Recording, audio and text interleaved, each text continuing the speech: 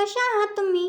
चला आज काही नवीन पाहूयात. आज मी तुम्हाला एक अशी सोपी ट्रिक दाखवणार आहे ज्यामुळे तुमचा मिक्सर फक्त 5 मिनिटात चकाचक होणार आहे आणि पुन्हा नवीन दिसणार आहे.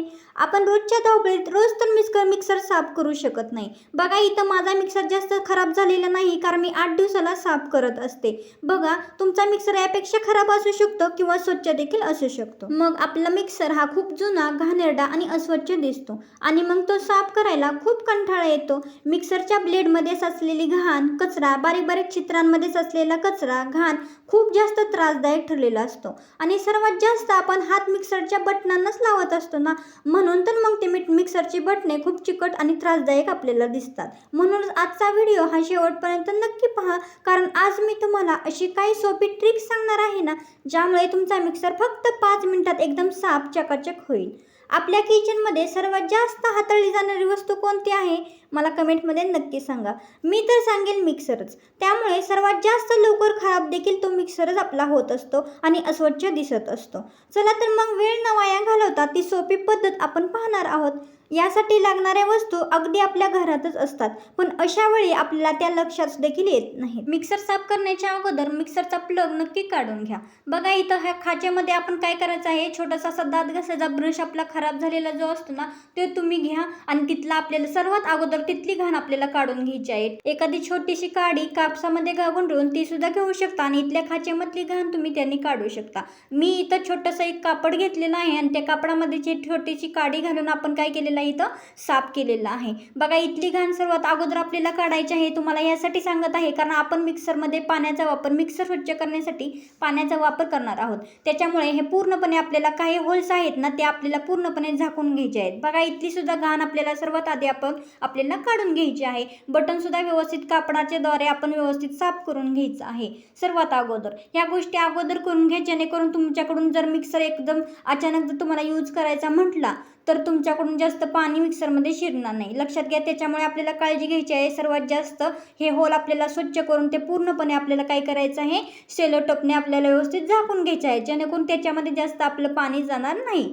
ठीक आहे. ही ट्रिक खूप महत्त्वाची आहे, त्याच्यामुळे ही ट्रिक अजिबात तुम्ही मिस करू नका, कारण आपली सेफ्टी घेणं सुद्धा तितकंच महत्त्वाचं आहे. बघा मी सेलो टोपने व्यवस्थित हे सगळे होल व्यवस्थित पॅक केलेले आहेत आणि आता बटनांपाशी सुद्धा इथं आपल्याला चारही बाजूने आपल्याला काय करायचं आहे, टेपने व्यवस्थित पद्धतीने आपल्याला तिथलं पूर्णपणे ओपन आहे ना तो पूर्णपणे पॅक करून घ्यायचा आहे. आणि दुसरी महत्त्वाची टिप म्हणजे आपल्याला ज्या वेळेस मिक्सर लागणार नाही ना त्याच वेळेस आपल्याला मिक्सर साफ करायला घ्यायचा आहे. ठीक आहे. बघा इथं पूर्णपणे आपण कव्हर केलेला आहे. आता मिक्सरचा हा प्लग आहे ना तो सुद्धा आपल्याला व्यवस्थित पॅक करून घ्यायचा आहे. हा नंतर आपल्याला स्वच्छ करायचा आहे. ठीक आहे.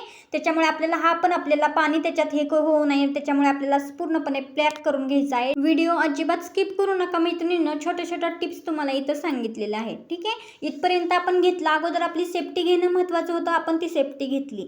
आता आपल्याला मिक्सर साफ करायला घ्यायचा आहे. बघा इथं ग्लासमध्ये आपल्याला पाणी घ्यायचं आहे.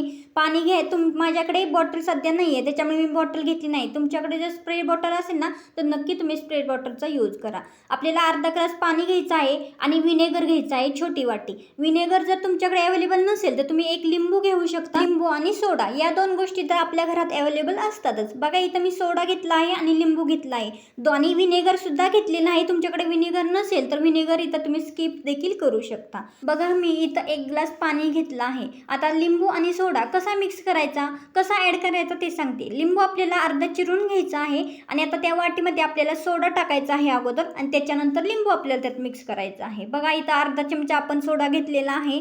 सोडा ही खूप महत्त्वाचा आहे कारण सोड्याने ही पूर्णपणे घाण ही आपली फुगत असते, त्याच्यामुळे ती सैल पडत असते आणि लवकर निघत असते. बघा इथं आता ह्या सोड्यामध्ये आपल्याला लिंबू पिळून घ्यायचा आहे. अर्धा लिंबू घ्यायचा आहे, त्या सोड्यामध्ये पिळायचं आहे.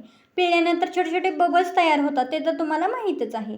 बघा इथं अशा पद्धतीने बबल्स तयार झालेले आहेत. आता हे पूर्णपणे आपल्याला काय करायचं आहे, ह्याच्यामध्ये पाणी ॲड करायचं आहे आणि ते पूर्णपणे आपल्याला चमच्याने काय करायचं आहे, मिक्स करायचं आहे. इथं हा सोडा आणि लिंबू मिक्स झाला. आता ह्याच्यामध्ये काय करायचं आहे, आपल्याला अगोदर थोडंसं पाणी ओतायचं आहे. आणि ते मिक्स करून आपल्याला ह्या पाण्यामध्ये ॲड करायचं आहे. बघा अशा पद्धतीने आपण ही लिक्विड तयार करून घेऊ शकतो. हे लिक्विड बऱ्याच गोष्टींसाठी यूज करता येतं आपल्याला, बऱ्याच गोष्टींसाठी आपण हे यूज करू शकतो, वापरू शकतो. स्प्रे बॉटल असेल तर त्याच्यामध्ये हे लिक्विड तुम्ही भरूनच ठेवू शकता. आणि यामध्ये आपल्याला विम लिक्विड टाकायचं आहे, म्हणजे भांडी घासायचं लिक्विड तुमच्याकडे काय कोणतं जे आहे ना ते ह्याच्यात टाकायचं आहे अर्धा चमचा. आणि हे पूर्णपणे आपल्याला आता मिक्स करून घ्यायचं आहे. आणि हे पूर्णपणे मिक्स केल्यानंतर आता हे लिक्विड आपलं पूर्णपणे मिक्सर साफ करायचं लिक्विड तयार झालेलं आहे. आता हे लिक्विड तुम्ही स्प्रे बॉटलमध्ये देखील भरून घेऊ शकता आणि पूर्णपणे थोडं थोडं स्प्रे करू शकता. माझ्याकडे इथं सध्या नाही आहे अवेलेबल, त्याच्यामुळे मी पूर्णपणे थोडं थोडं टाकत आहे. हे लिक्विड टाकल्यानंतर आपल्याला 2-3 मिनिटं थांबायचं आहे आणि थांबल्यानंतर ना आपल्याला हे पूर्णपणे आपल्याला साफ करून घ्यायचं आहे. साफ करताना पण काही टिप्स सांगत आहे तुम्हाला. बघा इथं तारेची घासणी आपल्याला जास्त यूज करायची नाही. छोटासा दात घासायचा ब्रश आहे ना तो ब्रश घ्यायचा आहे, व्यवस्थित खाचेमध्ये व्यवस्थित अशा पद्धतीने घालून हे पूर्णपणे घासून काढायचं आहे. बघा हे लिक्विड टाकल्यामुळे ह्या घाणीमध्ये पूर्णपणे मुरल्यामुळे ही घाण आपली पटकन निघत असते. इथली क्लिनिंग करताना आपल्याला छोटासा ब्रशच लागणार आहे. बघा इथं व्यवस्थित पद्धतीने आपण क्लीन करून घेतला आहे. छोटे छोटे जे कानेकोपरे आहेत त्या व्यवस्थित आपल्याला साफ करून आपण घेतलेले आहेत इथं व्यवस्थित पद्धतीने. आणि वरचं जे आहे ना काळं ब्लॅक कलरचं ते कशाने साफ करायचं मी तुम्हाला सांगते. बघा सर्व ठिकाणी आपल्याला काय करायचं आहे, ब्रशने साफ करायचं आहे. तारेची घासणी इथं काही ठिकाणीच आपल्याला यूज करायची आहे. इथे सुद्धा तुम्ही पूर्णपणे साफ करून घेऊ शकता. जास्त करून तुम्ही लिक्विड टाकण्याचा प्रयत्न करू नका, स्प्रे बॉटलने तुम्ही लिक्विड इथं मारून घ्या. बघा इथं मी व्यवस्थित पद्धतीने ब्रशने घासला आहे. आता इथं आपल्याला थोडंसं तारेची घासणी घ्यायची आहे. कुठं घ्यायचे वापरायचे आहे ती तुम्हाला सांगते. ताराची घासणीचा यूज जास्त करायचं नाही, त्याच्यामुळे आपल्याला स्क्रॅच वगैरे पडलेले मिक्सरचं दिसतात.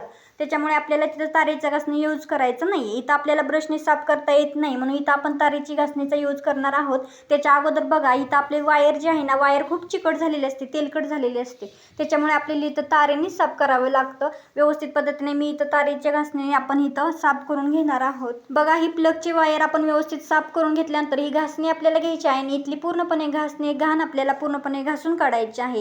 ही तारेनेच आपल्याला घासावी लागते, ब्रशने शक्यतो निघत नाही. इथंच फक्त मी तारेचा वापर केलेला आहे, लक्षात घ्या कुठे कुठे केलेला आहे. पूर्णपणे तुम्ही तारेच्या घासणीने घासून काढू नका.